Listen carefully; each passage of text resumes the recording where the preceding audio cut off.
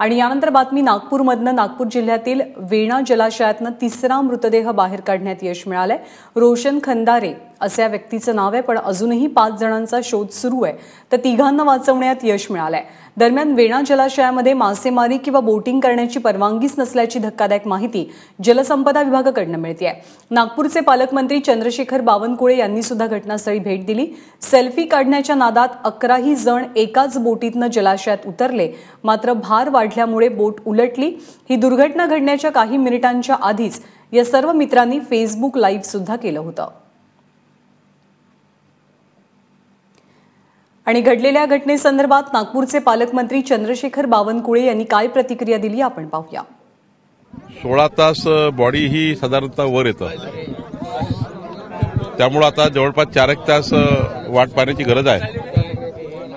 आणि मग काही समजा जर नाही झालं तर पुण्यावरनं मग एक टीम त्या ठिकाणी आणण्याचा विचार सुरू आहे. पण तेवढ्या वेळात जर बॉडी वर आली, 16 तास नॉर्मली वाट पाहतो आपण बॉडीची, तेवढ्या वेळात जर आली तर आपण वाट पाहू. नाही तर मग संध्याकाळचा फ्लाईट आहे, मग त्या टीमची आम्ही अरेंजमेंट केली आहे. त्या टीमला इथे आणण्याचा प्रयत्न होणार आहे. आणि या अपघातात बुडालेल्या तरुणांची नावं आपण जाणून घेऊया. अंकित भोसकर, राहुल जाधव, रोशन खंदारे. यापैकी रोशन खंदारेचा मृतदेह काही वेळापूर्वीच बाहेर काढण्यात आलेला आहे. सुदैवानं रोशन दोडके अपघातातनं बचावलेला आहे. सोबतच अमोल दोडके सुद्धा. पंकज डोईफोडेचा शोध सुरू आहे.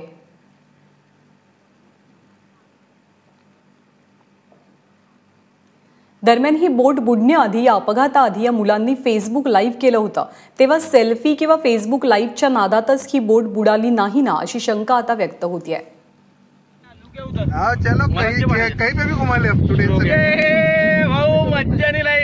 मजा पानी के बीच में बहुत क्या बताओ, क्या मजा नहीं लाइक. बंक्या तू आला नाही, तू पागल आहे बंक्या. मिस केलं त्या लाईव्ह व्हिडिओच्या साईड साठी. तुम्ही एक साईड इकडे मास्टर, तू पगला आहे, पगला आला नाही रे. नजारा देख, नजारा देख. क्या बात है, क्या बात है, क्या बात है. बहुत मजा, बहुत जास्त.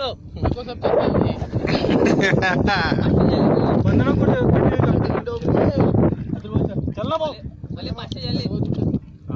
टँग भाऊ मेरे को चल पाहिजे रे. पडन बरोबर पकड दोन्ही हातांनी.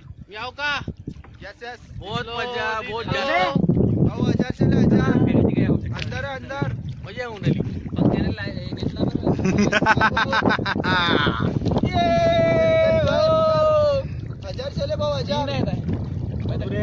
फक्त पत्ते पाहिजे, पत्ते. मामा क्या बताओ, क्या मजा आ रही, क्या बताओ.